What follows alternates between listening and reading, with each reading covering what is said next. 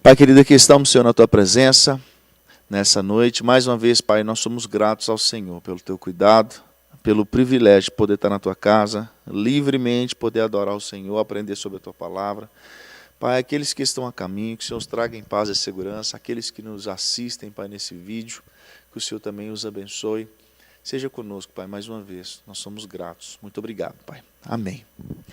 Então, hoje nós vamos estar entrando em Levítico, né?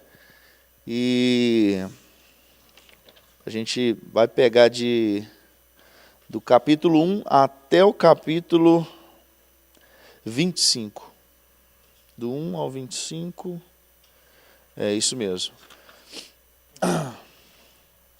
Glória a Deus. Aí sim.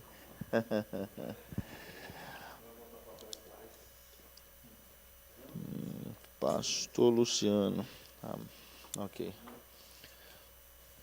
Então, pessoal, aí, que eu mandei no grupo aí agora, no grupo da teologia, Levítico é assim, é muito detalhe, muita coisa tem dentro de Levítico.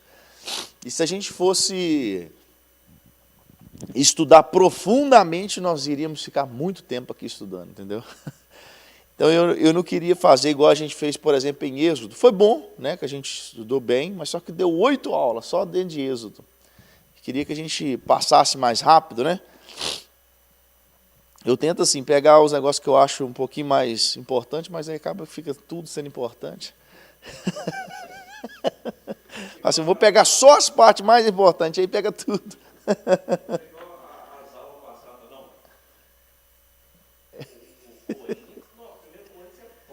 É.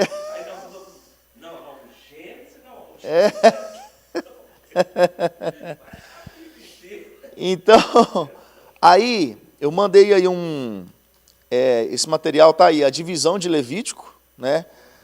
A divisão está aí, sacrifício. Do capítulo 1 ao capítulo 7 vai falar de sacrifício. Porque é o seguinte, antes da gente pegar esse papel, o que é Levítico, né? O povo liberto agora do Egito, o povo marcha em direção aonde? Canaã, né? A terra que mana leite e mel. Só que antes de ir para Canaã, o povo parou aonde? No Monte Sinai. E no Monte Sinai, Deus deu a lei para Moisés e deu as instruções para Moisés de como fazer o quê? O tabernáculo. Você tem que me ajudar aí, gente, que eu esqueço, hein? Então, Levítico após Deus dar para Moisés a lei e dar toda a instrução de como fazer o tabernáculo, Moisés fez assim. E agora? Nós temos todos o passo a passo para fazer o tabernáculo. E o tabernáculo está pronto. E agora? O que a gente vai fazer com isso aqui? Aí entra agora Levítico. Deus começa a detalhar o que ia acontecer, como seria o culto dentro do tabernáculo. Porque em Êxodo, no Sinai, Deus deu para Moisés tudo o que ele faria lá, deu a lei, deu todo como que ele faria o tabernáculo, não como aconteceria o culto, as oferendas lá dentro. Ele não falou sobre isso, as ofertas, os sacrifícios, Deus não falou disso em Êxodo. Então, agora o tabernáculo está pronto e Moisés fala assim, Deus, ei, a gente fez um tabernáculo, o que a gente vai fazer com isso? Aí Deus agora chama Moisés, fala assim, Moisés, agora eu vou te falar o passo a passo como é que vai funcionar o tabernáculo. Aí do capítulo 1 ao capítulo 7, Deus ele vai detalhar para Moisés como aconteceriam os sacrifícios lá dentro. Está aí nesse papel, nessa foto que eu mandei para vocês. Aí do capítulo 8 até o capítulo 10, Deus vai falar como que seria o sacerdócio, como funcionaria o sacerdócio.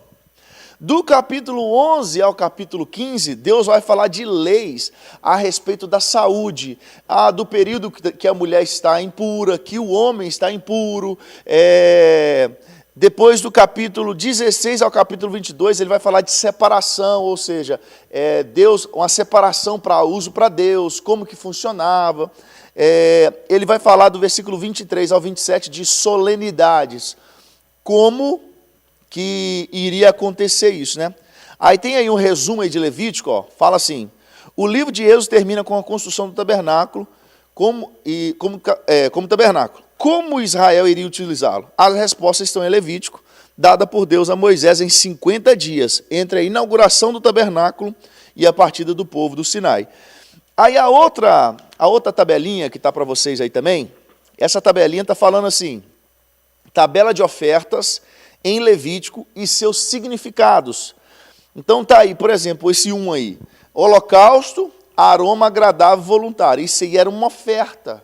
Aí qual que era o propósito dessa oferta? Era pecado em geral, consagração. O conteúdo, o que tinha nela?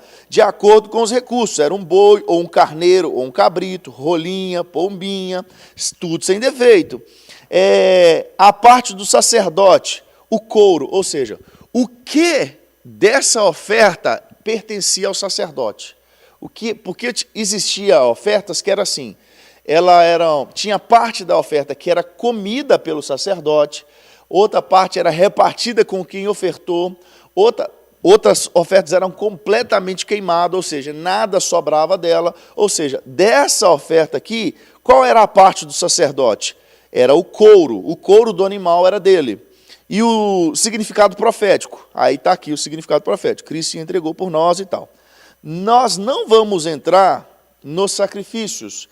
Então, por isso que eu deixei essa tabelinha para vocês, porque para vocês terem só para ter um norte. Porque Levítico, essa parte das ofertas, tudo, para a gente estudar isso, nós teríamos que ter um estudo só sobre o tabernáculo, sabe?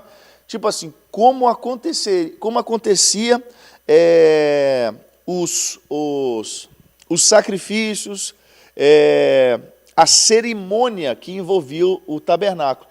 E é muita coisa, gente, é coisa demais mesmo, é muita coisa. Então, assim, se a gente fosse falar aqui, é muita coisa. Para vocês terem ideia, nós vamos aí, ó, Levítico, abre aí, capítulo 1 de Levítico. Nós já vamos iniciar aqui hoje, para você ter ideia, em Levítico capítulo 10, já. Porque o capítulo 1, ele já vai começar a falar o holocausto, como deveria ser os holocaustos para as ofertas. Vai falar de oferta queimada, aroma agradável ao Senhor. Então ele vai detalhar como seria o holocausto. Capítulo 2, ele vai falar de ofertas de manjares. Capítulo 3, ele vai falar dos sacrifícios pacíficos. Capítulo 4, ele vai falar sacrifício pelos pecados por ignorância dos sacerdotes. Vai falar no capítulo 4 ainda, sacrifício pelos pecados por ignorância da congregação, sacrifício pelo pecado, ignorância de um príncipe, sacrifício por pecados, de uma forma em geral. Capítulo 5 vai falar assim, o sacrifício pelos pecados ocultos. Vai falar sacrifício pelo sacrilégio, pelo pecado da ignorância. O capítulo 6 também, sacrifício pelos pecados voluntários, ou seja, aqueles pecados que as pessoas elas queriam, de fato, praticá-los, né? Aí vai falar sobre a lei do holocausto, a lei da oferta de manjares, a oferta na congregação dos sacerdotes, a lei da oferta pelo pecado, a lei da oferta pela culpa, a lei da oferta, das ofertas pacíficas.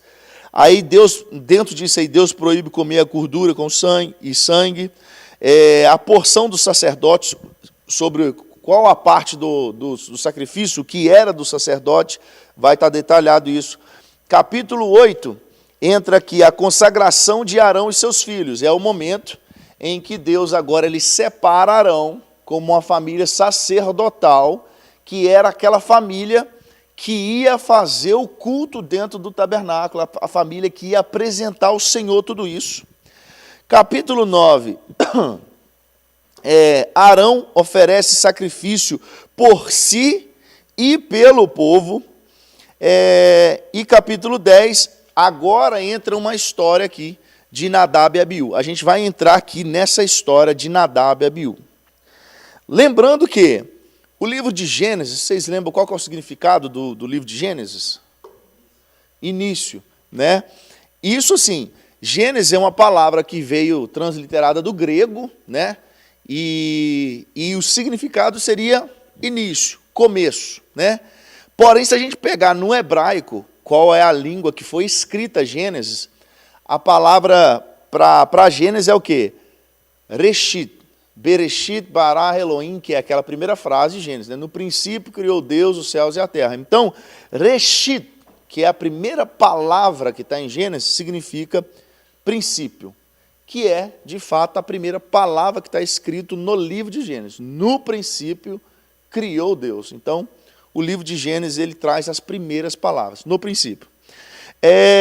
Êxodo significa o quê? Saída, que é também transliterado do grego, que é o êxodo vem do grego, e ele vem um significado de saída. Porém, se a gente pegar no hebraico também, a gente tem Shemot. A gente falou do nome de Êxodo, que era Shemot, que significa o quê? E os nomes são. Eu falei com vocês que, se não falei, vou falar. Né? Se eu já tiver falado, eu repito. Quando você está digitando um documento no computador, se você clicar para salvar, ele vai salvar as primeiras frases, a primeira frase que você digitou, as primeiras palavras, vai ser o nome do documento. Então, nós vemos isso no Pentateuco. Era como se o Pentateuco, na hora que escreveu o Gênesis, clicou para salvar lá o documento, né? Moisés foi lá terminando de digitar Gênesis, aí na hora que ele clicou para salvar, apareceu assim, no princípio criou Deus. No princípio, porque foi a primeira frase do livro de Gênesis. Então, o nome do livro ficou no princípio, que quer dizer Bereshit. Aí, quando ele foi digitar também o Êxodo, a primeira frase que está em Êxodo é, e os nomes são. Então, que significa Shemot, que é, e os nomes são. E acontece a mesma coisa em Levítico. Levítico significa Vashirá. Vashirá significa, e ele chamou, que é as primeiras frases também do livro de Êxodo, de Levítico. Então, Levítico, em hebraico, seria Vashirá, que o significado é, e ele chamou. Então, a gente vai dar sequência a partir daqui. Capítulo 10, a gente viu aí do capítulo 1 até o capítulo 9, que vão ser só falando dos cultos, das cerimônias, como aconteceria dentro do tabernáculo. Aí entramos no capítulo 10, uma história que a gente conhece bem, que é a história de quê? De Nadab e Abiú. Vocês conhecem essa história, não conhecem? Nadab e Abiú, eles eram filhos de quem? Filho de Arão. Ou seja, eles eram responsáveis pelos cultos, pelas cerimônias que aconteceriam dentro do tabernáculo. Então, aí começa assim, capítulo 10. Nadab e Abiú, filhos de Arão, tomaram cada um o seu incensário e puseram neles fogo, e sobre esse incenso e trouxeram fogo estranho perante a face do Senhor, o que lhes não ordenara. Ou seja, eles fizeram algo que Deus não mandou. Então está falando assim, eles trouxeram fogo estranho, que era algo que Deus não ordenou. Então saiu fogo de diante do Senhor e os consumiu, e morreram perante o Senhor. Então, de onde vinha o fogo, se tivesse funcionando no telão, o fogo que acendia porque é o seguinte, provavelmente eles estavam ali dentro do lugar santo já, tá? Tudo que precisava ser acendido, o fogo precisava ser do altar de holocausto lá fora. Eles tinham que pegar o fogo de lá para vir acendendo tudo. Tudo dentro do tabernáculo simboliza Deus, cara, tudo. A gente viu mais ou menos o tabernáculo, tudo simboliza Deus. A prata, o bronze, o ouro, as madeiras, as cores, tudo apontava para Jesus. Ou seja, tem um caminho para você chegar a Deus. Eu não podia chegar direto lá no Santo do Santo ou direto no lugar santo.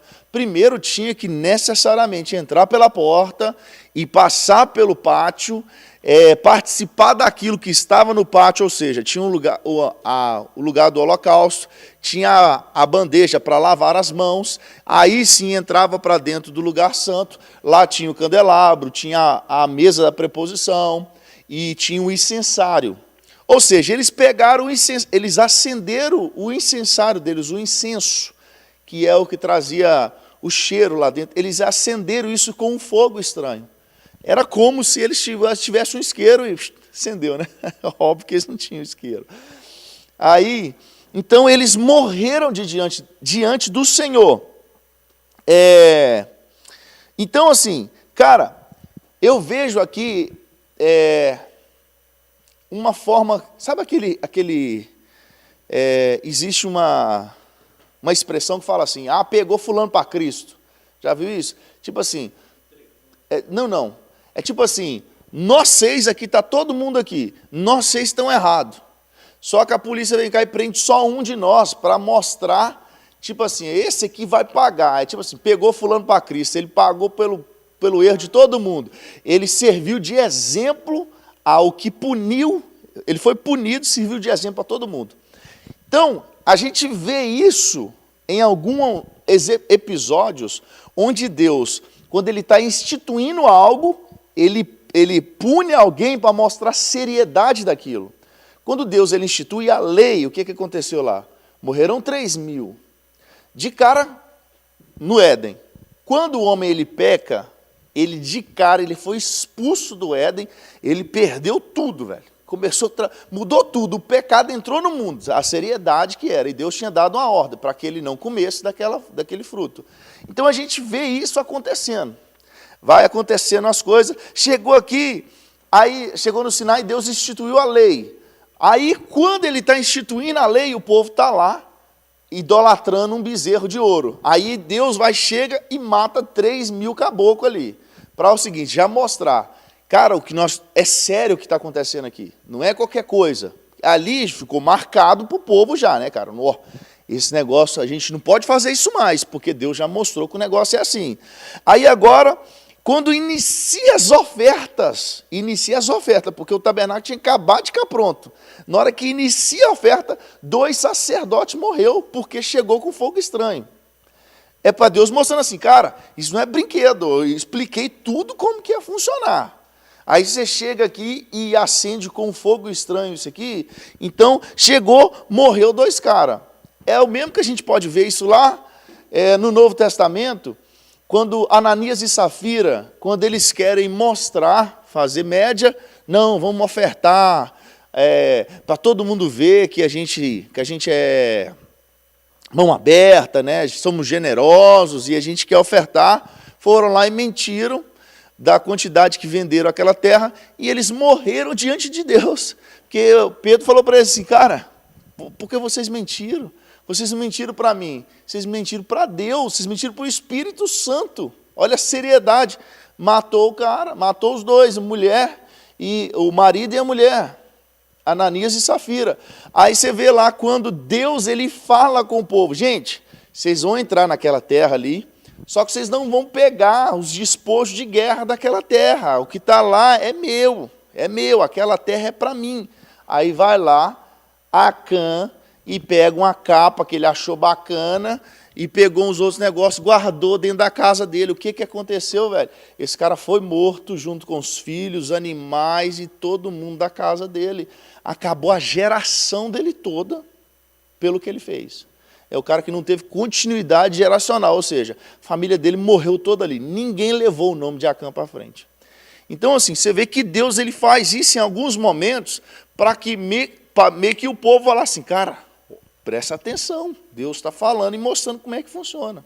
Então, quando inicia o sacerdote, o culto, as ofertas, as oferendas, 2 sacerdotes já morrem já, Ananias, Nadab e Abiú. Então, olha o que acontece no versículo 4. Então Moisés chamou Misael e Eusafã, filhos de Uziel, tio de Arão, e disseram-lhe, chegai, tirai vossos irmãos de diante do santuário para fora do arraial. Ele chamou 2 parentes dele para entrar lá dentro do lugar santo. Não era o santo do santo, não era o santo do santo, era o lugar santo. Falou assim, ó, vai lá dentro, busca os seus primos lá. Pai, gente, boa noite. Não, pode ficar à vontade, está liberado hoje. Então ele falou assim, ó, vocês vão entrar lá e tirar os seus irmãos de diante do santuário. Vai lá e tira eles. E lembrando que dentro disso, Moisés ele fala assim com Arão ainda, para Arão. Não, vamos ler aqui, ó. Versículo 5. Chegaram-se, pois, e os levaram nas suas túnicas para fora do arraial, como Moisés tinha dito. Moisés disse a Arão e a seus filhos, Eleazar e Itamar. Ou seja, Arão tinha quantos filhos? 4. Ele tinha Nadab, Abiú, Eleazar e Itamar. Nadab e Abiú morreu. Sobrou agora Eleazar e Itamar. Agora esses 2 vão ser colocados como sacerdotes no lugar de Nadab e Abiú. Aí fala assim, ó, não desgrenheis os cabelos, não rasgueis as vossas vestes, para que não morrais, nem venha grande ira sobre a vossa, aliás, sobre toda a congregação. Mas vossos irmãos, toda a casa de Israel, lamentem o incêndio que o Senhor suscitou. Moisés falou assim para eles, ó, é aquele negócio, não joga terra na cabeça, não rasga a roupa, porque esse tipo de manifestação o sacerdote não podia fazer. Então, Moisés falou com ele assim, ó, tipo assim, Arão, sei que você está triste, sei que a sua família está triste, o que você queria fazer era isso, mas não faz, se você fizer, você vai morrer também. Então, não faça isso, não faça isso. Aí, lá no versículo 9, versículo 8, falou também o Senhor a Arão, dizendo, o Senhor agora falou para Arão, o que tinha acabado de acontecer? Nadab e Abiú tinham morrido por causa de um fogo estranho. Agora no versículo 8 fala assim, falou também o Senhor a Arão, dizendo, vinho ou bebida forte, tu e teus filhos não bebereis quando entrares na tenda da congregação, para que não morrais. Estatuto perpétuo será isso entre vossas gerações, para fazer de diferença entre o santo e o profano, e entre o imundo e o limpo. Aqui, os estudiosos, eles acreditam que Nadab e Abiú provavelmente chegaram bêbado diante do Senhor. Pode. Eu assisti uma minissérie que eles estavam bêbados. Mas será que Deus não falou antes para eles? Eles sabiam? Será ou não? Quando Deus está falando das formas como seria o culto, falava sobre isso. Sabiam. E ainda, aí Deus vai dar, tipo, e ele fala de novo, né? Vinho ou bebida forte, você e seus filhos não bebereis. E isso vai ser o quê? Estatuto perpétuo. Para fazer o quê? Diferença entre o santo e o profano, o imundo e o limpo, né? É como que Nadab e Abiú, eles não fizeram a diferença entre o profano e o santo, né? O imundo e o limpo, e eles morreram. Então eles acreditam que eles estavam aqui bêbado quando eles ofereceram algo para o Senhor. Então, esse bêbado seria o fogo estranho. Não é de fato o fogo que eles chegaram, um fogo que eles acenderam em outro lugar. Era a forma com que eles chegaram para apresentar para Deus. Aí, continuando, aí vai falar aqui os deveres e porções dos sacerdotes. Vai falar da porção do sacerdote agora, né? O que os sacerdotes eles comiam. Vai falar sobre os animais limpos e os animais imundos. Essa parte aqui, cara, isso aqui a gente tem uma... Se a gente parar para pensar, falar assim, essa questão de animal limpo e impuro, isso aí serve só para o povo de Israel ou serve para nós? O que vocês acham? Quem mais? Serve para Israel ou serve para todo mundo? Não, não tem resposta errada, não. É só para a gente falar sobre isso, entendeu? Hã? Para todo mundo, pastor acha. Para todo mundo. E você, Bruninho? Só para Israel e você, pastora? Isso aqui é para a gente pensar, tá? Eu não tenho a resposta certa, não. Mas, quando a gente fala assim, uma lei, quando foi instituído na lei, a gente poderia falar assim, é para Israel, porque está na lei que Deus deu para Israel. Só que animal limpo e impuro não está na lei, está lá na arca, antes de existir lei. Vocês lembram quando ia acontecer o dilúvio, Deus falou com Noé, Noé, separa 7 animais puros, e os impuros você separa um só de cada espécie. Ou seja, lá não tinha lei, e lá Deus já falou de animal impuro e animal puro. E por que desses animais, cara? Isso assim, a ciência mostrou para nós. Os animais impuros, ele vai falar de que tinha alguma coisa rachada, eu esqueci o que é. Quer ver? Unha fendida, lembrei. Lembrei não, eu li aqui, né? Na Bíblia.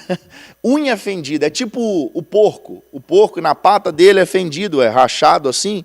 Então esses animais eram considerados imundos, porque esses animais são aqueles animais carniceiros por natureza mesmo. A natureza deles é um animal carniceiro. Então, quando a ciência mostrou para nós que esses animais, eles fazem mal para nós, para a nossa alimentação. Então, você vê gente morrendo hoje, com doença, com 15 anos de idade, que a gente falava assim, isso é doença de gente que mais velho, que tinha 50 anos, 60 anos. Isso tudo vai da nossa alimentação, de tudo que a gente alimenta hoje. Embora hoje nós já temos uma condição de preparar os animais muito melhor do que aquele povo, né? Então, assim, nós vamos entender que a lei de Deus, muitas coisas eram para cuidar do povo, da higiene do povo, para que eles não morressem precocemente no deserto. Era tipo assim, o homem não podia ter relação com a mulher dele enquanto ela estava nos dias de menstruada, porque senão o cara, e ele não ia estar nem aí para isso. Ele não ia respeitar a mulher, ele ia achar, não, eu quero e acabou. E aí, mas Deus falou assim, não, nesse dia ela está impura, ela está imunda, quem encostar nela está imundo. Aí o cara já falou assim, eu não vou encostar nela, porque senão eu vou ficar imundo. Aí ele separava o homem da mulher, mas na verdade era para cuidar da mulher, porque o cara, com ele não estava acontecendo nada e ele não ia respeitar isso. Então, quando vem uma lei e fala assim, separa essa mulher aí, você vê que quando existe uma lei, quem tinha lepra, o que tinha que fazer? Esse cara era tirado fora do arraial, era levado para viver longe. Por quê? Era contagioso. Se ele ficasse dentro do arraial, ele ia passar para todo mundo, e todo mundo ia pegar lepra. Então, assim, a lei de Deus era para cuidar da saúde do povo, para que eles não morressem precocemente no deserto. Então, no capítulo 11, Deus vai falar aqui sobre animais limpos e imundos, que limpos e imundos não vieram com a lei, vieram bem antes disso. Vocês lembram que por que Deus falou isso, né? A gente comentou disso. Você estava aqui, pastor, na época? Quando acontece o dilúvio, a gente até fala, brinca, né? Quantos animais de cada espécie Deus mandou? Aí fala assim, foi 2, né? O macho e a fêmea. Mas, na verdade, ele fala assim, eu quero 7 animais limpos, 7 pares de animais limpos, e dos imundos, eu acho que era um só, nem lembro mais. Mas não era só um casal de cada animal. Ele pede 7 casais de animais limpos. Por que isso? Até o dilúvio o homem não comia carne. A Bíblia fala isso para nós, que o homem ele era vegetariano, ele comia, era de ervas.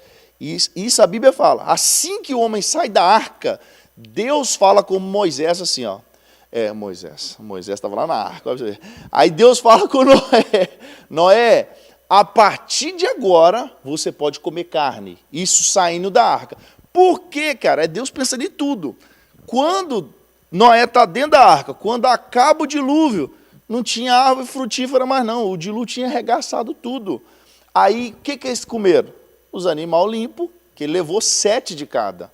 Então, ele levou 7 animais. Se ele levasse mais de um dos sujos, ele não podia comer, um animal impuro. Mas os animais puros serviam de alimento para eles. Tanto que Deus liberou. Você pode comer carne agora. E foi a partir do dilúvio que o homem comeu carne. Então, eles levaram mais animais puros para alimento. E depois que eles saem de lá, Noé já oferece um sacrifício. Você imagina se ele tivesse levado só um casal. Aí ele já ia colocar em extinção o primeiro casal, porque ele ia oferecer o sacrifício. Aí ele falou assim, rapaz, eu vou sacrificar isso aqui, já não vai ter, já não vai espalhar para a terra esse animal aqui, porque eu queimei o macho, a fêmea não vai criar sozinha, né? Então, depois a gente vai achar aqui onde que está falando da quantidade de animal, mas é lá perto de Gênesis, capítulo 7, por aí. Vamos lá, só para a gente não ficar só nas nossas palavras. Gênesis capítulo 7. Vamos ver se é o 7 mesmo, hein? Ver se o Dival está com a memória. Capítulo 7, versículo 2, rapaz. Olha para você ver, ó. De todo animal limpo levarás contigo 7 pares, o macho e a sua fêmea. Mas dos animais imundos, 1 par, o macho e sua fêmea. Então, está isso, capítulo 7 de Gênesis. Versículo 2 e versículo 3. Ele também, no versículo 2 ele vai falar, de todo animal limpo levarás consigo 7 pares, o macho e a sua fêmea. Dos animais imundos, 1 par, o macho e sua fêmea. Então ele vai falar disso aí, dos répteis, e vai falar quando acaba o dilúvio, e Deus ele libera Moisés para... de novo Moisés. Ele libera Noé para que Noé comesse carne, né? Ele fala assim que a partir daquele momento ali, ele poderia alimentar disso. Vamos voltar agora lá em Levítico, capítulo 12, para a gente dar sequência. Aí no capítulo 12 ele vai falar agora a purificação da mulher depois do parto. Ele vai falar que da mulher, quando a mulher tinha um filho homem, quando ela ganhava um filho homem, ela ficava imunda por 7 dias. E no 8º dia ela tinha que ir e levar o menino para o menino ser o quê? Circuncidado, que era no 8º dia. Depois que ela levava o menino para ser circuncidado, ela demorava mais 33 dias para o período de purificação. Ou seja, quando era um filho homem, 7 dias ela estava imunda, no 8º dia ela levava o menino para ser circuncidado, a partir dali mais 33 dias de purificação. Agora, se ela tivesse uma mulher, ela ficava 2 semanas imunda, engraçada a palavra, né? Imunda, né? Ela ficava 2 semanas imunda, e depois disso, mais 66 dias para o período de purificação. Então era diferente se fosse homem e se fosse mulher. A mulher é mais. Então a mulher ela ficava 2 semanas imunda, e o menino, se fosse homem, era só 7 dias. Por quê? No 8º ela já tinha que levar o menino para ele ser circuncidado. Então ela tinha que sair da impureza já, porque ela tinha que ter contato com as pessoas, né, no 8º dia, porque ela dava o menino para ser circuncidado. Porém, era diferente só o período da purificação e da impureza. Porque para o período da purificação, eles tinham que oferecer sacrifício, um tipo de sacrifício. No versículo 6, vai falar do sacrifício, ó. E cumprindo os dias da sua purificação por filho ou filha, trará ao sacerdote um cordeiro de 1 ano por holocausto, e um pombinho ou uma rola, por oferta pelo pecado, à porta da tenda da congregação. Ou seja, o sacrifício era o mesmo, não importando se ela teve um homem ou uma mulher. O período de purificação que era diferente. Se fosse de um homem, a purificação de um homem e de uma mulher era diferente. Capítulo 13, aí vai falar agora leis acerca da lepra. Tá? No capítulo 14 também vai falar sobre a lepra, só que ele vai dar uma ênfase à lei acerca do leproso depois de sarado. Ou seja, tinha a lei acerca da lepra e tinha agora o leproso depois que ele foi curado disso.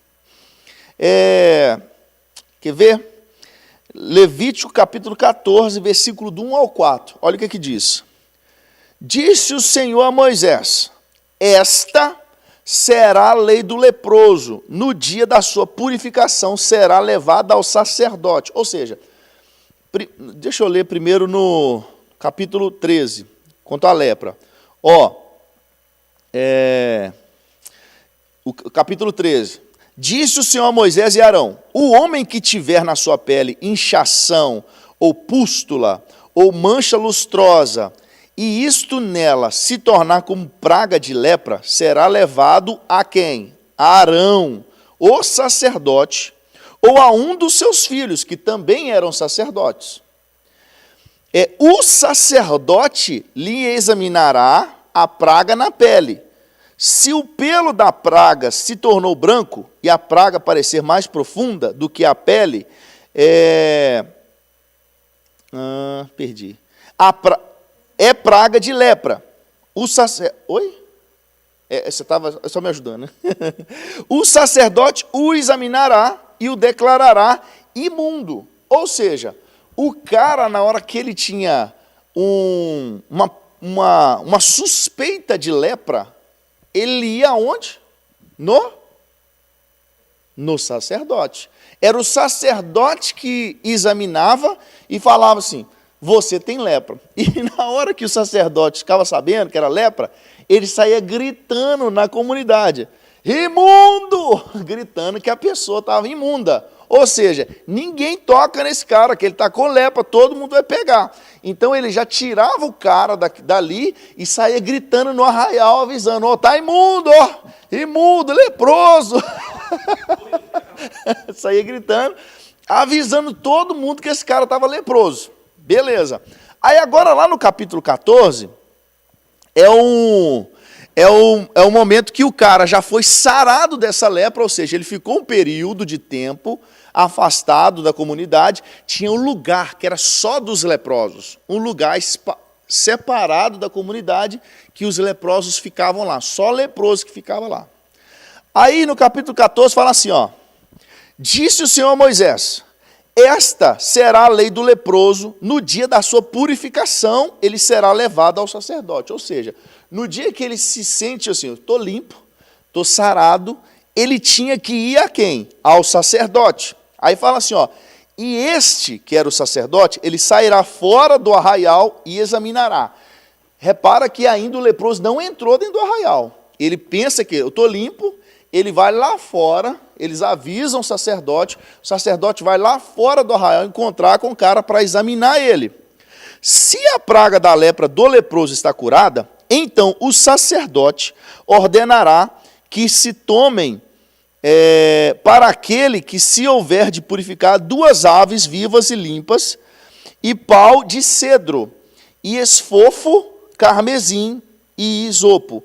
Então, assim, aí quando ele estava, assim, o sacerdote olhava para ele e falava assim: você está limpo da sua lepra, então você vai oferecer agora um sacrifício de holocausto a Deus por causa disso, agradecendo a Deus por isso.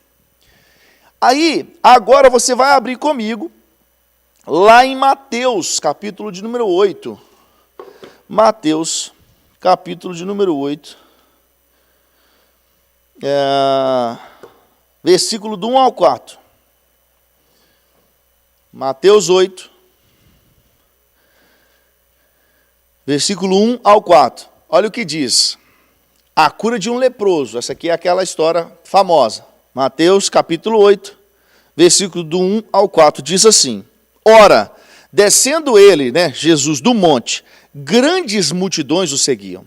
E eis que um leproso, tendo se aproximado, adorou, dizendo: Senhor, se quiseres, pode me purificar. E Jesus, estendendo a mão, tocou-lhe, dizendo: eu quero, fique limpo. E imediatamente ele ficou limpo da sua lepra.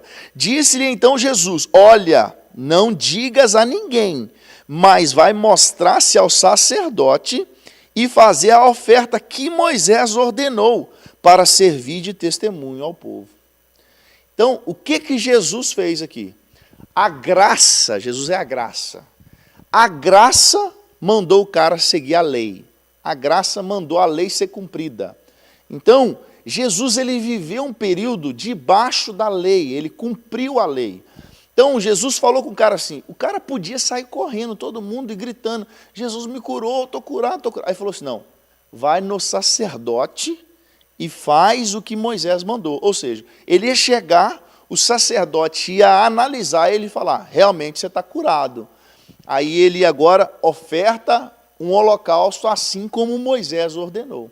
Então, eu lembro que uma vez um jovem aqui me perguntou assim, por que quando Jesus curou aquele leproso, mandou ele buscar e perguntar ao sacerdote, vai lá e fala com o sacerdote. Então, quando a gente entende a lei, a gente entende isso, a gente sabe. Porque assim, faz todo o sentido agora, que a gente sabe, né? Tipo assim, estava na lei isso. Então, Jesus só falou com o cara, cumpre a lei. Vai lá, que é o sacerdote que vai declarar você curado. Não sou eu te curei. Agora vai lá e mostra para ele. É como se estamos aqui enfermos, Deus orou, fez a cura, e agora eu precisasse voltar no médico, para o médico me dar um laudo e falar assim, cara, você tinha uma doença e agora você não tem nada. Aí eu voltar com o laudo e falar assim, que Jesus me curou. Porque o cara que falou que eu estava doente é o mesmo que falou que eu estou curado hoje. Aqui, ó, não tenho nada. E quem me curou foi Jesus. É isso, entendeu? Então,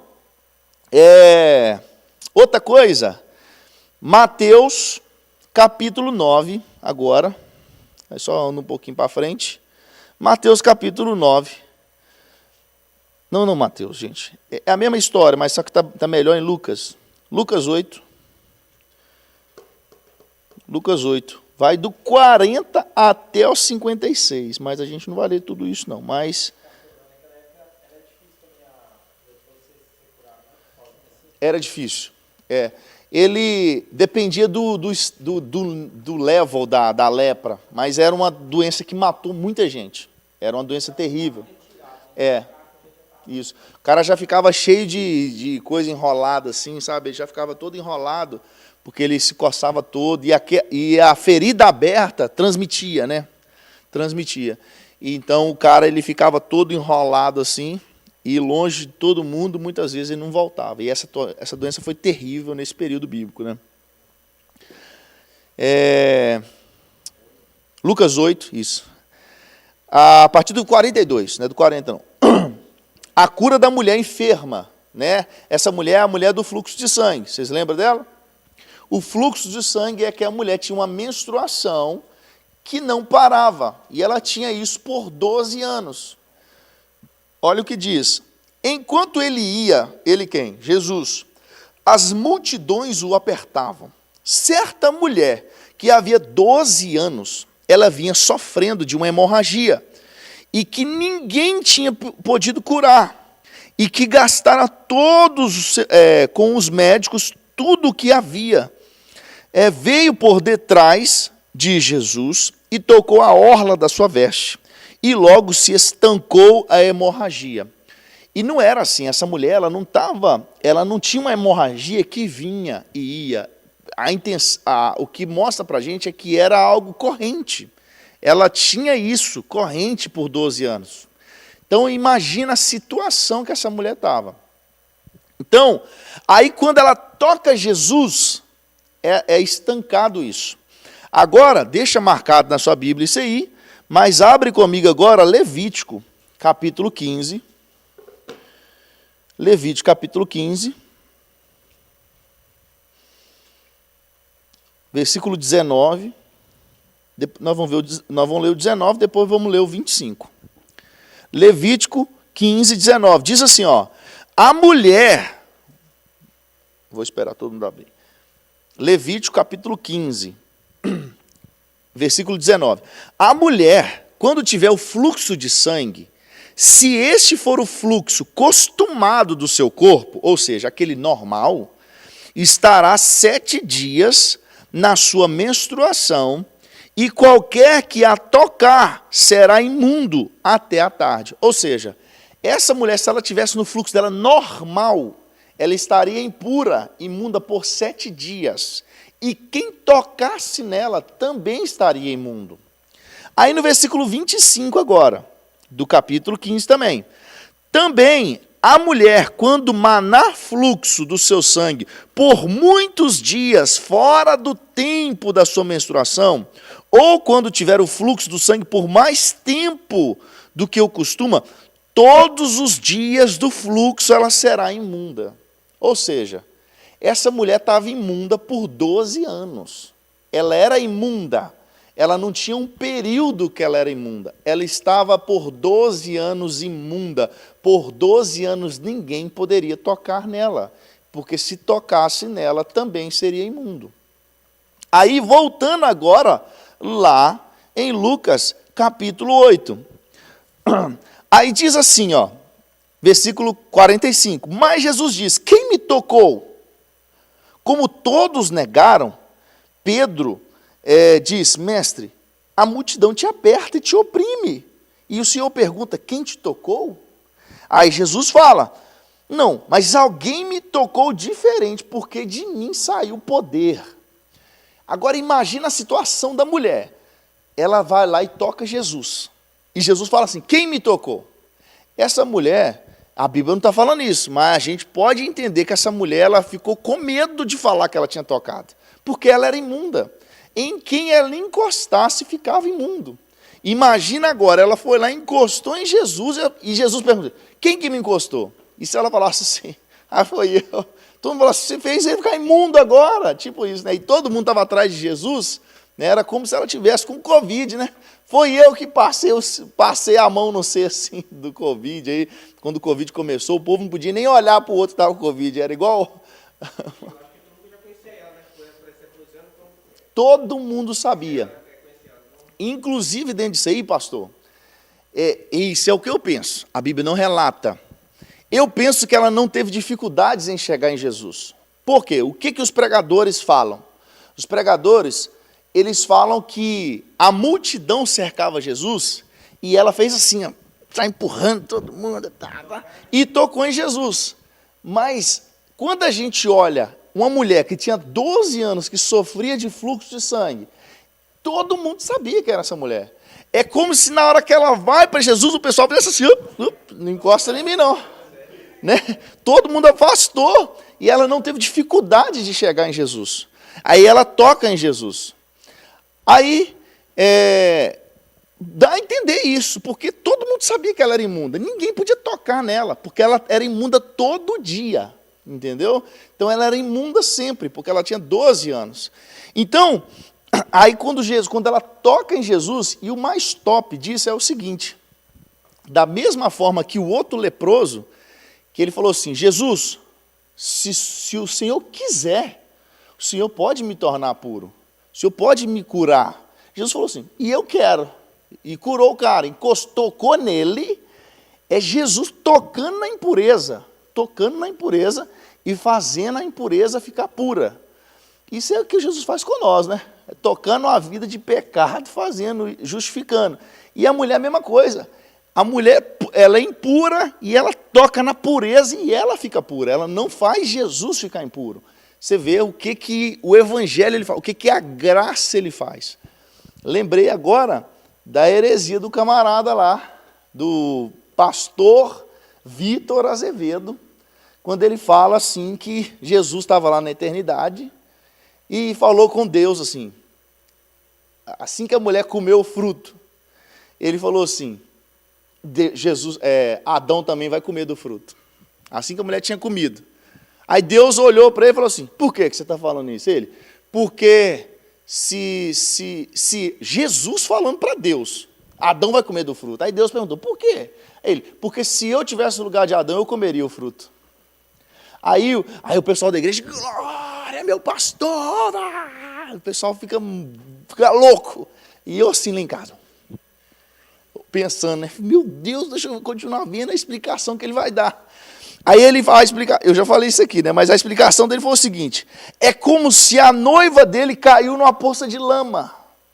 E para ele tirar a noiva da poça de lama, ele tem que se sujar também. Porque ele vai pisar os pés na lama, ele vai pegar, ele tem que se sujar para tirar a noiva da lama. Aí ele falou assim, então Jesus, quando Jesus vê-se, a noiva comeu o fruto. Jesus ia comer não porque ele tinha vontade, é porque ele falou assim, agora eu tenho que resgatar ela, então eu tenho que estar junto dela. Aí comeu o fruto, ia pecar também. Isso que o cara falou, isso é muito lindo quando você pensa. Se ele não estivesse falando de Jesus, se ele estivesse falando de outro cara, top, eu ia concordar com ele, mas ele está falando de Jesus. Aí você vê que quando uma mulher que é impura, ela toca em Jesus e ela fica pura, precisava de Jesus sujar para salvar a mulher? Não, na hora que ele pisasse na lama, a lama ia virar água limpa. E na hora que ele pegasse ela ia estar limpa também. Não precisava de Jesus, eu vou me sujar para salvar. Na hora que ele encostasse na água de lama, a água ia ficar limpa. Porque quando Jesus toca na impureza, na sujeira, a sujeira ia ficar limpa. Porque é isso que acontece. Então, quando o impuro tocou em Jesus, ele ficou puro. E nós somos impuros. Quando encontramos com Jesus, nós somos indignos e ele nos torna dignos. Então, a diferença é essa. Já, ele mistura dois líquidos lá, né, que vai jogando assim, fala que um é o pecado, um é Jesus, um negócio assim, é bacana aquilo lá. Depois você manda esse vídeo para nós, viu, Divaldo? Fazendo passar aperto. Depois você manda para nós.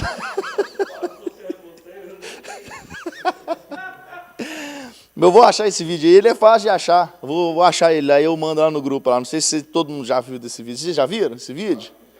É. É, Divaldo, passou a aperto agora. Vamos dar só mais... Isso, cara, isso que nós demos dois exemplos aqui. Nós demos exemplo de uma pessoa leprosa e uma mulher com fluxo de sangue. E a gente mostrou o que o Evangelho disse, que talvez vocês já sabiam tudo isso que eu falei. Mas se vocês não sabiam, a gente consegue enxergar de outra forma agora. Porque a gente viu que era só a lei sendo cumprida. Né? O leproso, a mulher do fluxo de sangue, tudo isso a gente está vendo a lei, como que a lei tratava essas pessoas e como Jesus tratou quando ele chegou. Aí agora, por exemplo,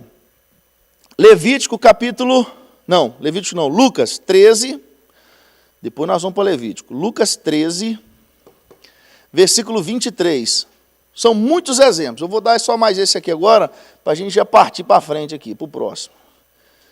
Se não, meu filho, Divaldo. Lucas 13, versículo 6 até o versículo 9. Lucas 13, 6 ao 9. Que é a parábola da figueira estéril. Vocês conhecem essa parábola? Então, deixa eu beber uma água aqui, então, por causa disso. Lucas 13, versículo 6 até o 9.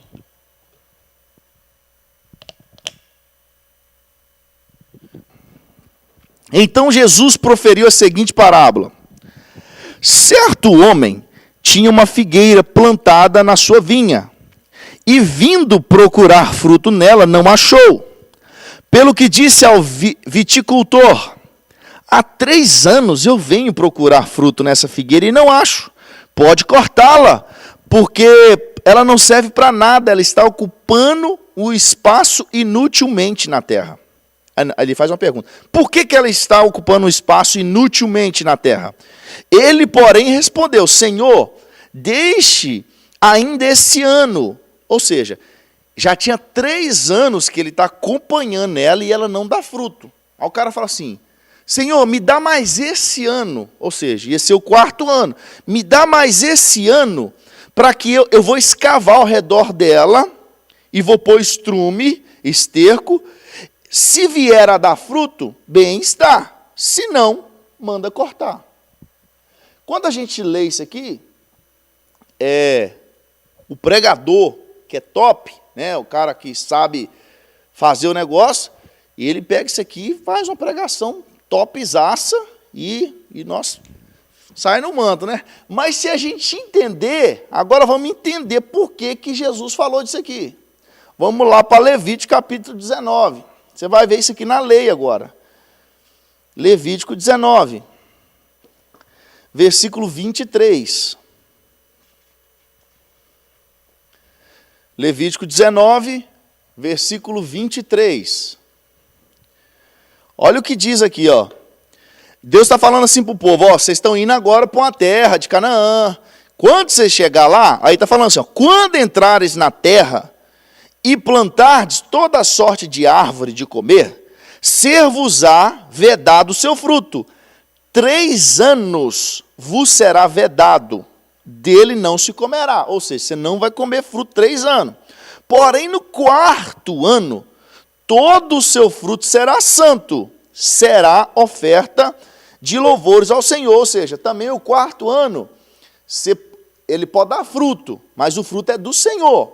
Ou seja, 3 anos você não vai comer o fruto, 3 anos. No 4º ano, o fruto que tiver lá, você também não vai comer, porque é do Senhor. E aí fala assim, no 5º ano, comereis o fruto dela, para que vos faça aumentar a sua produção. Eu sou o Senhor vosso Deus. Ou seja, quando ele está falando lá da figueira estéril, ele está fazendo menção disso. Ou seja, 3 anos você não vai comer desse fruto.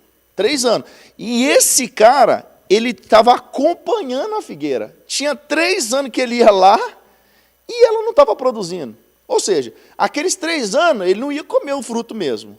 Só que durante os 3 anos que ele estava, ela também não produzia. Aí ele falou assim, ela está ocupando, por quê? Passando 3 anos e ela não está produzindo. E ele pensou assim, daqui uns dias vai chegar o momento de eu poder comer e ela não está dando fruto, ela está à toa nessa terra. Aí ele fala, por que ela está ocupando espaço? Ela está à toa.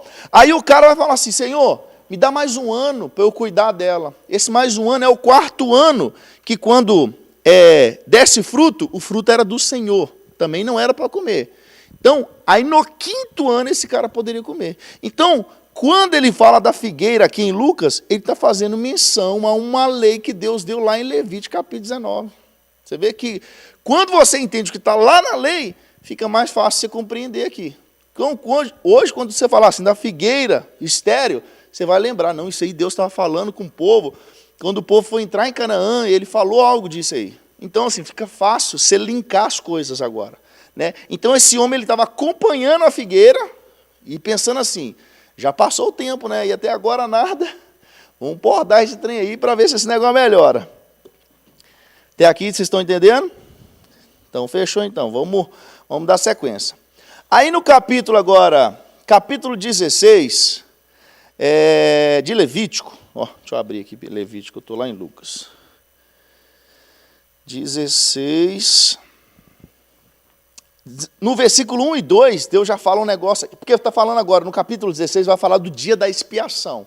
O que era o dia da expiação? Era o dia que o sacerdote ia entrar lá dentro e sacrificar um animal para expiação dos pecados do povo. Aí no versículo 1 e 2, Deus já fala um negócio importante. Fala assim, ó, falou o Senhor a Moisés, depois que morreram os 2 filhos de Arão, tendo chegado aqueles diante do Senhor. Então disse o Senhor a Moisés, dize a Arão, teu irmão, que não entre no santuário em todo o tempo para dentro do véu, diante do propiciatório que está sobre a arca, para que não morra, porque aparecerei na nuvem sobre o propiciatório. Entrará Arão no santuário com isso, 1 novilho para oferta pelo pecado e 1 carneiro para holocausto. Então, Deus já começou falando assim, Arão não pode entrar lá a hora que ele quiser. Ele é o sacerdote, mas avisa ele que ele não pode entrar a hora que ele quiser lá dentro. Aí aqui Deus vai falar qual é o período que ele vai entrar. Aí Deus vai... E você está vendo que Deus está falando do santo do santo. Ele não vai entrar onde está a arca, que era além do véu, era no lugar santíssimo, que entrava quantas vezes lá? 1 vez ao ano. Então Deus, ele avisou assim, ó, fala com Arão, ó, versículo 2, diz a Arão, teu irmão, que não entre no santuário em todo o tempo para dentro do véu, diante do propiciatório que está a arca, para que não morra. Ou seja, você não pode entrar a qualquer hora que você quiser lá. Então Deus já deu uma deixa. Aí no versículo 11, Deus vai falar como que funcionava quando Arão fosse entrar lá dentro do Santo dos Santos. Arão fará chegar o novilho da sua oferta pelo pecado e fará expiação por si e pela sua casa. Ou seja, primeiro, antes dele entrar aqui, isso eu não tinha pensado, pensei agora. Revelação. Você vê que agora cai por terra aqui, eu acho, isso aqui destrói a teoria da corda para puxar o cara. Por quê? Antes de Arão entrar, ele tinha que oferecer uma oferta para ele, para perdão de pecado dele. Então, Deus, recebendo a oferta dele, ele estava liberado para entrar lá dentro. Então, antes dele entrar, ele tinha que oferecer holocausto por ele mesmo. Então, não faz sentido agora ele entrar e o povo está com medo dele morrer lá dentro, uma vez que ele já ofertou um holocausto para ele próprio. Então, agora, quando falar da cordinha, eu já vou lembrar disso aqui, entendeu? Isso eu não tinha pensado, não pensei agora aqui lendo, né? Então, faz sentido ele não precisar da cordinha. Porque o que era a cordinha? O cara, quando entrasse no o sumo sacerdote, quando entrasse lá no Santo do Santo, que era uma vez por ano, se ele morresse, puxa ele, faz sentido. Mas não faz mais sentido, uma vez que ele tinha que ofertar por ele primeiro. Ele tinha que fazer um holocausto por ele, ou seja, para que Deus perdoasse ele primeiro, depois ele ia representar o povo lá dentro. Então, no versículo 11, Deus fala assim, ele vai oferecer um novilho por si e pela sua casa. Aí lá no versículo... deixa eu ver aqui se tem mais alguma coisa aqui. Tudo isso aqui é importante, mas a gente vai... Aí no versículo 15, fala assim, depois, ou seja, depois que ele ofereceu um sacrifício para ele, preparou todo o incensário, tudo direitinho, versículo 15, depois imolará o bode da oferta pelo pecado, que será para o povo, e trará o seu sangue para dentro do véu, e fará com que o sangue, como fez com o sangue do novilho, aspergi-lo-á no propiciatório, e também diante de Deus, diante dele, né? Então, assim, então, primeiro ele oferecia um sacrifício por ele próprio, que ele ia entrar no Santo dos Santos agora, diante de Deus, então ele ofertava algo por ele, e depois que ele representava ele próprio, ele representava o povo. Aí aqui vai falar como que funcionava o sacrifício pelo povo. Tem um negócio que ele tinha 2 bodes, que ele levava um bode, ele fazia uma transferência de pecados para esse bode. Era como se o pecado do povo viesse para a mão dele, e ele colocasse a mão sobre a cabeça do bode, e o pecado do povo viesse para o bode. E eles soltavam esse bode para se perder no deserto. Então, ele se perdia, era como se Deus não lembrasse mais do pecado do povo.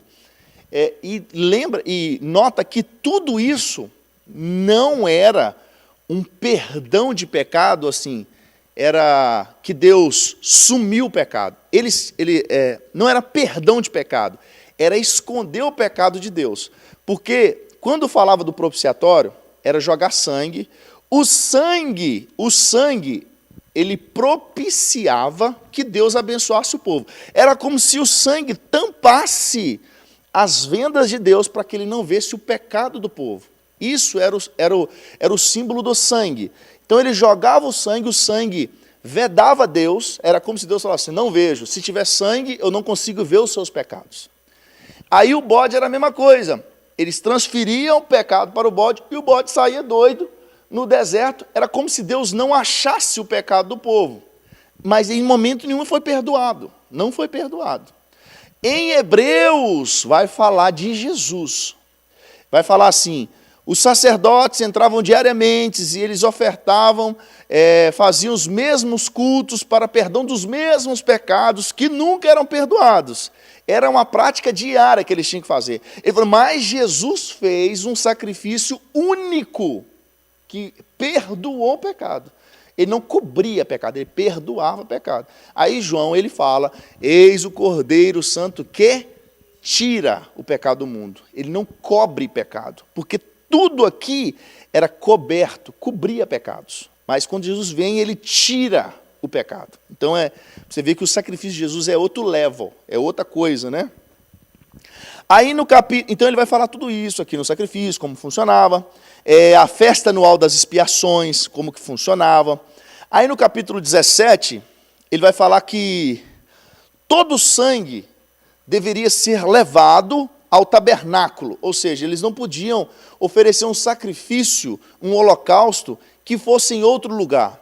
Eles tinham o lugar certo de ofertar a Deus. E para que isso?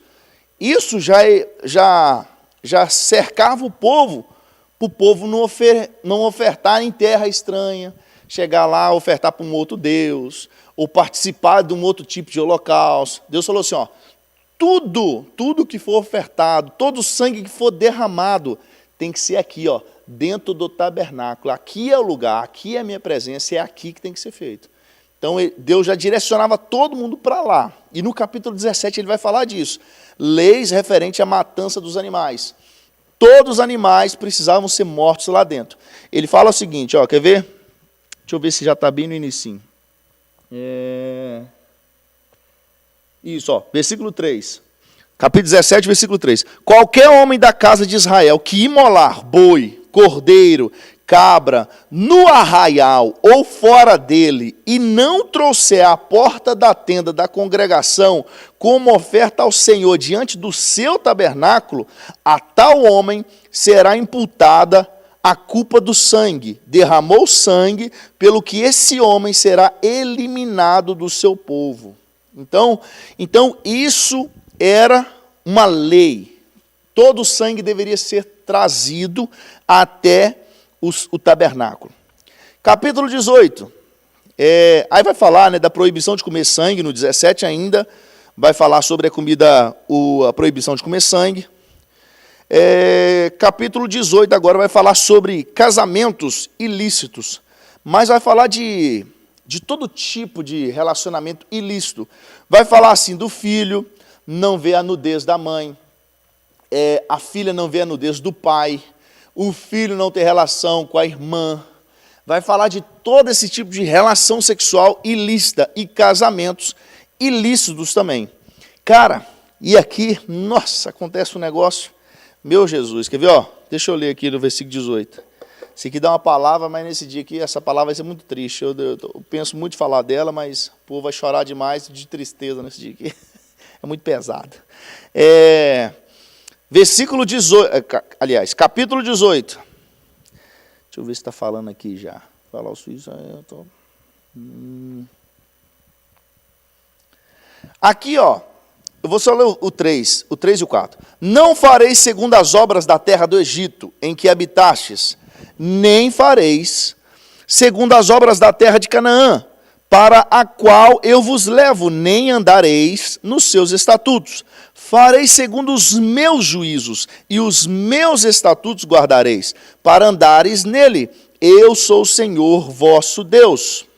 Aí, Deus ele vai falar o seguinte, que o homem, Deus aqui vai fazer uma aliança com o povo, no capítulo 18. Ele vai falar aqui, ó, uniões abomináveis, a partir do versículo 19. Ele vai falar o seguinte, eu estou fazendo uma aliança com vocês. Vocês não vão tomar mulheres de outros povos para casar com esse povo. Vocês não vão casar com eles. Vocês não vão ter relações sexuais com eles. Vocês não vão misturar o povo de Deus, o povo escolhido, com outras nações. Deus faz essa aliança aqui dentro do capítulo 18. Aí, cara, só que o que o povo fez? O povo fez aliança com um monte de gente. E o povo teve famílias com outros povos. Aí acontece um trem triste demais. Véio. Lá em Esdras, capítulo 10, é muito grande, é o capítulo todo, ele vai falar disso. O povo está passando aperto e Deus mostra o porquê. Deus fala assim, é porque lá atrás, lá no capítulo 18 de Levítico, eu coloquei uma lei que vocês não deveriam casar com outros povos, nem ter filhos, nem ter famílias com outros povos, mas vocês me desobedeceram. Aí Deus fala assim, mas ainda há esperança para vocês. volta e cumpre o que eu falei lá atrás. Aí sabe o que o povo faz? Abandona as famílias que eles estavam e os filhos. Eles estavam casados com outras nações, e o cara, imagina agora, o cara olhando para a esposa e para os filhos, que eram de outra nação, ele fala assim, eu desobedeci a Deus, eu quebrei um mandamento que eu fiz lá atrás. Aí ele tem que sair de casa agora, largar a mulher e os filhos, porque eles são de outra nação, para ele voltar e cumprir algo que ele quebrou lá atrás. Aí capítulo 10 de Esdras vai falar disso. Imagina a tristeza. O cara tem que olhar assim, ver a família, eles tinham pouco menina, não tinha televisão, né? 15 meninas assim, ó, falando assim, o pai, você está indo aonde? E o cara indo para trás, porque ele quebrou um mandamento que não era para ter quebrado lá atrás. Isso aí é triste, rapaz. Então, Deus ele faz essa aliança aqui no capítulo 18 de Levítico, e ele cobra isso em Esdras, capítulo 10. Se você tiver depois curiosidade de ler, Esdras, capítulo 10, Deus vai cobrar essa aliança que foi feita aqui em Levítico 18. Só que é o capítulo todo de Esdras, e ele é grande. Aí, capítulo 19, ele vai falar ele vai repetir leis, tá? Repetição de diversas leis. Vai falar agora pesos e medidas. E no capítulo 20, ele vai falar de penas dos crimes, né? A pena era diferente cada crime, né? Era assim, se o cara ele matou a mulher e ela estava grávida, a pena era um.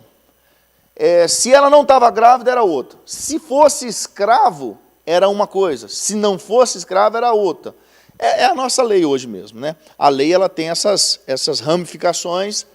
E a lei do mundo hoje, né, do homem, é baseada na lei de Deus, né? Eles tiram daqui. Então, eles vão falar agora de vários tipos de crime e penas para os crimes cometidos, né? Se fosse criança, se essa criança fosse filho único, a sentença era uma. Se essa criança fosse o único homem da família, o que tinha acontecido. E tudo isso tem na nossa lei hoje, né? Tipo assim, se você matou o cara que era o provedor da casa, como é que você é tratado de uma forma. Então, tudo isso tem na nossa lei hoje. Aí no capítulo 21 vai falar sobre as leis para os sacerdotes, né? Ele fala aqui, ó, versículo 1 e 2, que eu vou ler só. Disse o Senhor a Moisés, fala aos sacerdotes, filhos de Arão. Aqui o sacerdote, gente, aqui Deus ele levantou Arão como família sacerdotal, tá? Era da família de quem? De Arão. Arão tinha Nadab e Abiú, os filhos, que eram sacerdotes que foram fulminados diante de Deus pelo fogo estranho. Aí Deus levantou Eleazar e o outro camarada que eu esqueci o nome, Itamar, acho que é isso, né? Levantou eles como sacerdote. Então você vê que quando Deus fala assim, fala aos sacerdotes, está falando de Arão e seus filhos ainda. Aqui não tinha aquela galera, aquele monte de sacerdotes. Não, aqui estava iniciando as coisas, estava iniciando o culto. Então, a partir daqui ainda, ia ter uma continuidade geracional da família de Arão. Arão, tá? Cara, e tem uma palavra muito forte disso aqui depois, talvez a gente fale disso mais para frente. Quando Deus, Eli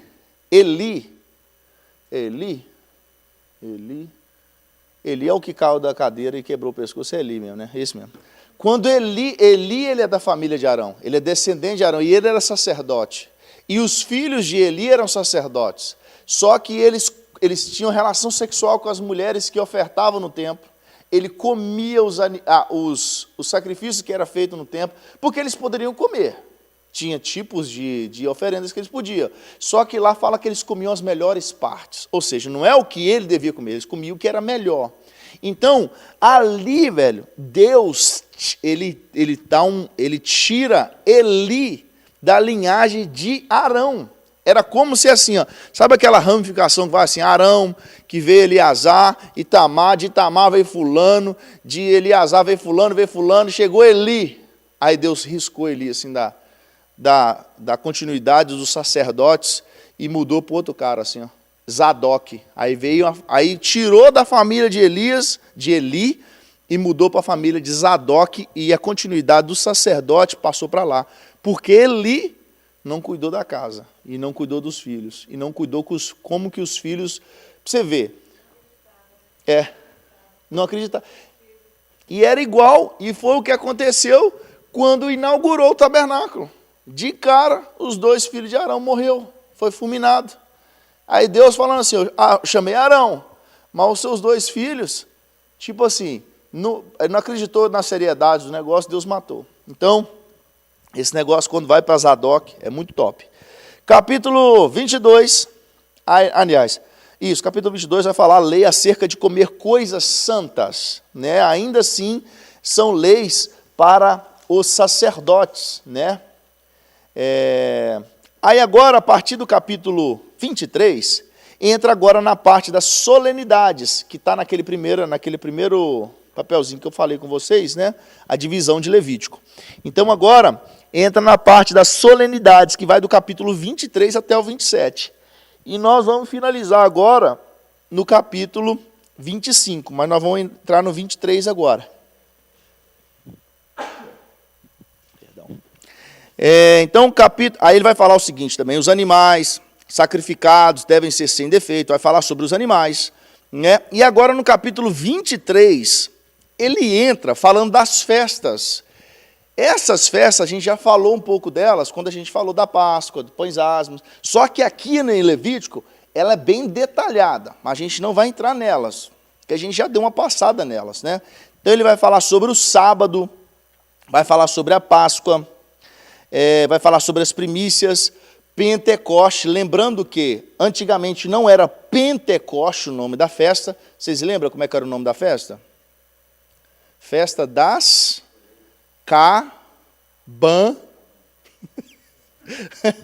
Festa das Cabanas.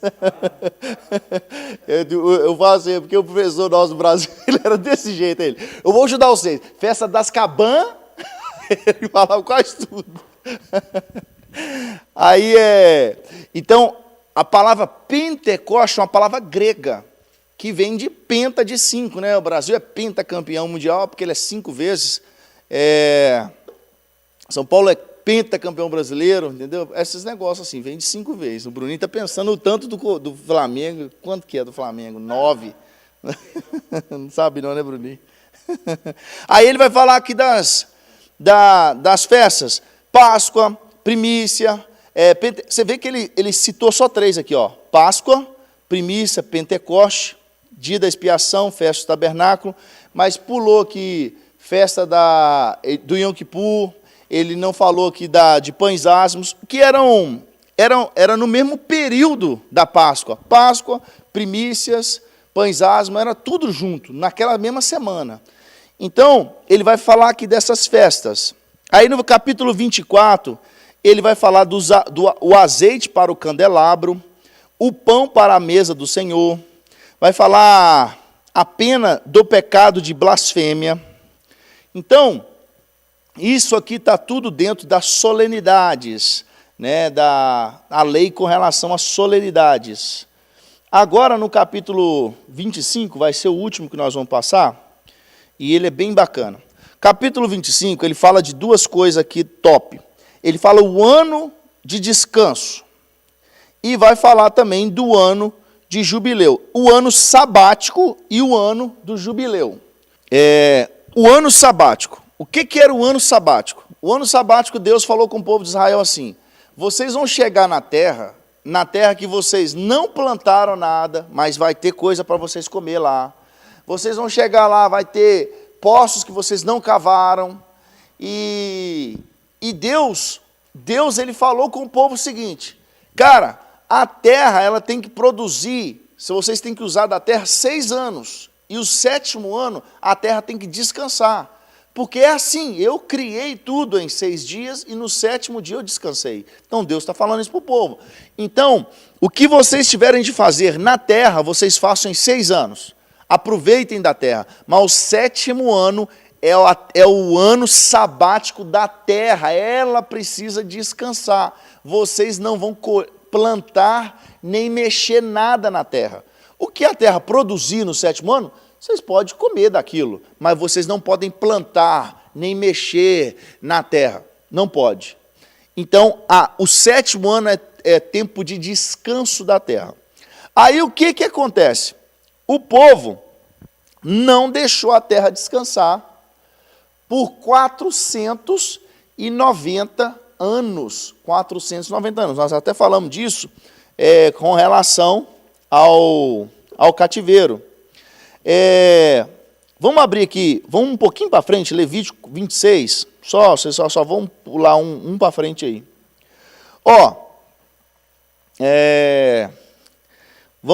Eu anotei algumas passagens que pode ser que uma não vai bater certinho aqui, mas vamos dar sequência nela. Levítico 26, versículo 14 e 15 diz assim, mas aqui Deus já estava dando várias ordens para o povo, faz isso, faz aquilo, vocês vão fazer isso, e ele estava falando aqui do tempo, do período sabático da terra, de obedecer a Deus.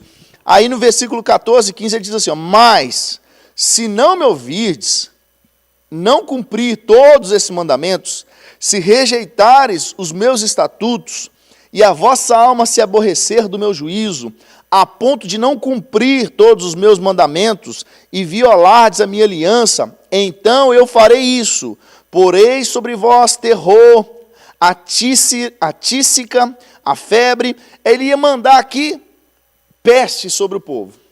Versículo 24 e 25. Eu também serei contrário a vós outros, e eu mesmo vos ferirei 7 vezes mais, por causa dos vossos pecados. Trarei sobre vós a espada vingadora da minha aliança, e então, quando vos ajuntardes nas vossas cidades, enviarei peste para o meio de vós, e sereis entregues na mão do inimigo. Olha você ver, Deus está falando assim, vou entregar vocês na mão do inimigo. Versículo 30 e 30, do 30 ao 35. Destruirei os vossos altos, desfarei as vossas imagens do sol, lançarei o vosso cadáver sobre os cadáveres dos vossos deuses, a minha alma se aborrece, reduzirei as vossas cidades, assolarei os vossos santuários, e não aspirarei o vosso aroma agradável. Aí ele fala o seguinte, assolarei a terra, e se espantarão disso os vossos inimigos que nela morarem. Olha agora, versículo 33. Espalhar-vos-eis por entre as nações, e desembanharei a espada atrás de vós, a vossa terra será assolada, e a vossa cidade serão deserta. Então a terra folgará dos sábados, todos os dias da sua assolação, e vós estareis na terra dos vossos inimigos nesse tempo. A terra descansará e folgará nos seus sábados. Todos os dias da assolação descansará, porque não descansou nos vossos sábados, quanto vocês habitavam nela. Olha para você ver, olha o que Deus falou. Se vocês não colocar a terra para descansar, eu vou entregar vocês na mão dos inimigos, vou espalhar vocês vão ficar na terra do inimigo, vão ficar lá presos, e a terra vai descansar pelo período que ela deveria ter descansado, e vocês não deixaram.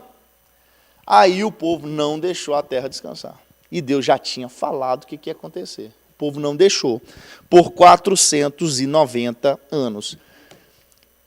A cada 7 anos, aliás, o 7º ano era ano de descanso. Se a gente pegar 490 e dividir por 7, chuta aí quanto que dá. 70. 70 anos foi justamente o período que o povo passou no cativeiro da Babilônia. 70 anos eles ficaram lá, porque precisou da terra descansar os 70 anos que eles não deixaram a terra descansar. 70 anos, então, no caso, ela ficou Deserta. Sem ninguém. Eles levaram o povo em 3 levas, né? A Babilônia veio, primeiro pegou aqueles caras, os mais brutos, mais top, só os gênios. Na segunda vez ele pegou os caras top ainda que tinham ficado para trás. Na última vez ele veio, pegou todas as riquezas, destruiu o templo, deixou só para trás só os doentes e enfermos, deixou para trás. Que é o quê? Pessoas que não poderiam arar a terra, cuidar da terra, morreram lá depois. Ou seja, a terra ficou deserta e a terra teve o descanso que o povo não deixou. 70 anos. É muito tempo. Aí agora, estamos finalizando aqui. Aí agora sobre o jubileu, que é um outro tempo que está falando aqui no versículo 25. Ó, no capítulo 25. Está falando do ano de descanso, que é o ano sabático, que eu já falei. Então, se você se perguntar hoje, por que o povo ficou 70 anos? Você já sabe, né? Porque tem gente que faz um monte de conta. Por causa disso, aí o cara nasceu nessa época que o outro não tem nada a ver. É porque Deus tinha falado que ia tirar isso. O ano do jubileu. O que era o ano do jubileu? Versículo 8. Contará 7 semanas de anos. 7 vezes 7 anos. Ou seja, aqui não está falando de dias. 7 semanas de ano é o quê? 7 é 7 anos, né? Então ele falou 7 vezes 7. Ou seja, quanto que é 7 vezes 7? 49. Ou seja, você vai contar 49 anos. Eu não vou ler tudo aqui, mas vou explicar o que está escrito. Ele está falando o seguinte: acontecia, vamos supor, meu pai tem uma terra, tinha uma terra lá no Brasil, só que teve um período da minha infância que o meu pai estava apertadão, ele não tinha condição de pagar, de dar o sustento para a gente, a única coisa que ele tinha era a terra. Aí ele vendeu a terra, porque ele não conseguia cuidar da gente. Aí ele perdeu a terra, que era da família, a herança da família. O que era o ano do jubileu? Depois de 49 anos, no ano 50, que aconteceu essa transação lá, o meu pai vendeu a terra, aquela terra que já foi da minha família, ela voltava para mim, de graça. Eles me devolviam a terra depois de 50 anos, que era o ano do jubileu. Sabe o que mostrava isso? Deus falando assim, vocês não são dono de nada. Era tipo isso, Deus mostrando para eles. Então, se o cara, no ano 50, que era o ano do jubileu, a terra, aquela propriedade tinha que voltar para a família, que era o dono dela por herança. Entendeu? Então, esse era o ano do jubileu. Aí, no versículo, cara, o povo de Israel, Deus trabalhava muito com eles, ação social também. Porque isso era ação social. O cara perdeu a terra dele, mas porque a família estava apertada, mas aquela terra sempre foi da família dele. No ano 50, no ano jubileu, aquela terra voltava para a família do cara. Era assim. Aí, tem leis aqui acerca de cuidado dos pobres, mas tem um negócio aqui bacana. Quer ver? Do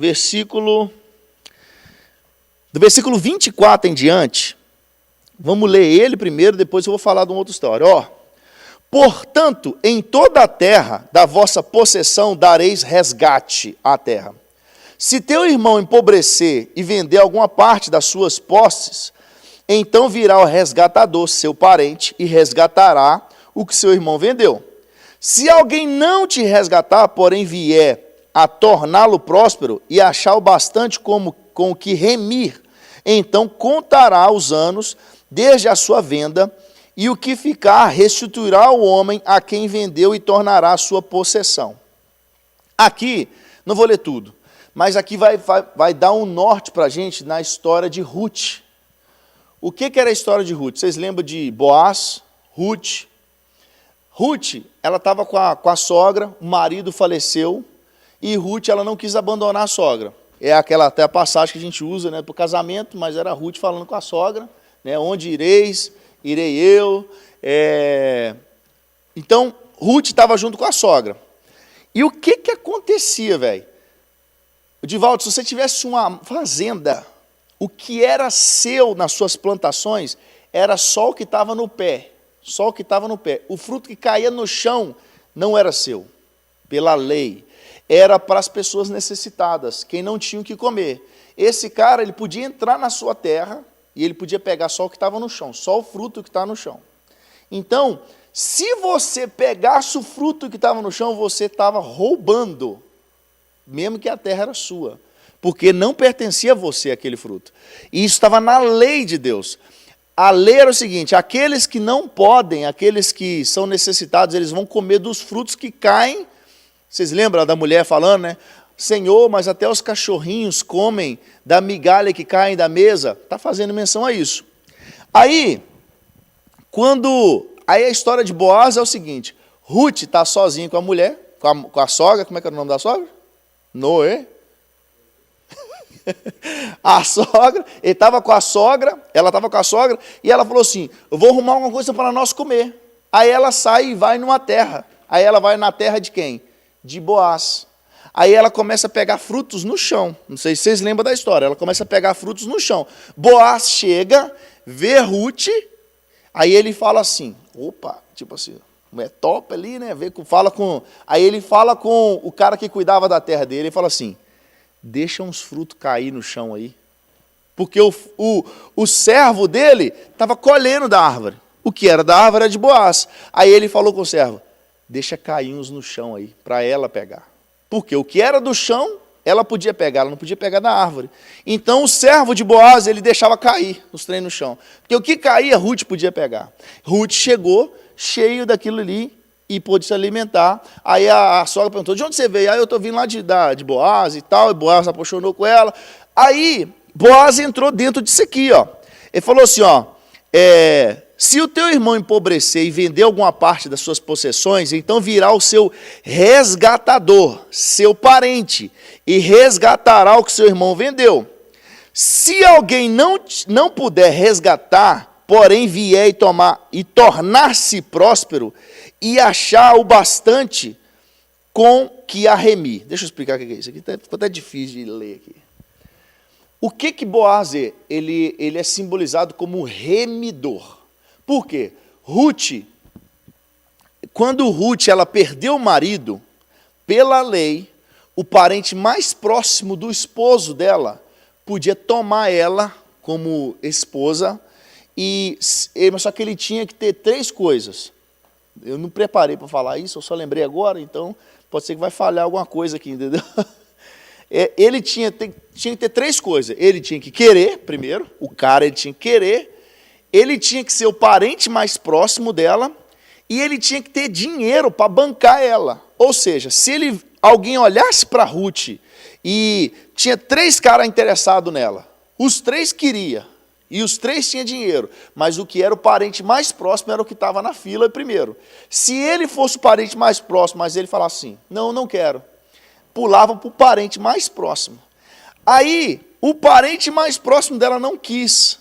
Aí sobrou para Boaz, que era da família. Boaz, ele queria, ele era o parente mais próximo, e ele tinha condição de fazer isso. Então, Boaz, ele se torna o remidor. É o cara que resgata a Ruth daquela condição que ela estava.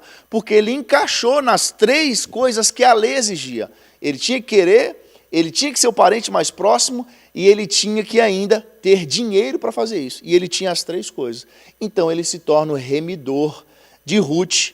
Então, você vê que Ruth, quando a gente olha para a lei e fala assim, o fruto que está na árvore é do dono da propriedade, mas o que está no chão não é dele, é do pobre. Aí quando você vê a história de Boaz, faz muito sentido agora. Boaz falando assim com o servo, joga um bocado de negócio no chão. Porque você podia pensar assim, por que ele não deu na mão dela? Ou falou com ela, pode pegar na árvore aí. É porque ela não podia pegar, se ela pegasse ela estava roubando. Agora o do chão era dela. Então derruba para ela pegar os bons aí no chão, né? É o que a gente fazia no pé de manga, né? Balançava assim o pé de manga do vizinho, né? O que caísse no seu quintal, falou, esse que caiu, eu não peguei lá no pé, né? Lá em casa tinha um pé de manga de manguita, grandaço. E é a manga mais top que tem, né? E ele era muito grande, ele pegava o meu vizinho de trás, a parte do pé caía para a casa dele, e do vizinho da lateral, assim, ó. Aí você só viu os negocinhos assim, balançando assim, para cair para lá, né? Aí nós tínhamos até uma corda, pode subir aí. O cara do meu colega ele já subia da casa dele mesmo, ele subia lá no pé de manga, lá dentro de casa, às vezes eu subia lá, já no quintal, o menino está lá em cima do pé de manga, mas ele passou da casa dele mesmo pro pé de manga. Ô fulano, pega uma para mim também, me dá aí. Então, gente, hoje nós vamos parar aqui no capítulo 25.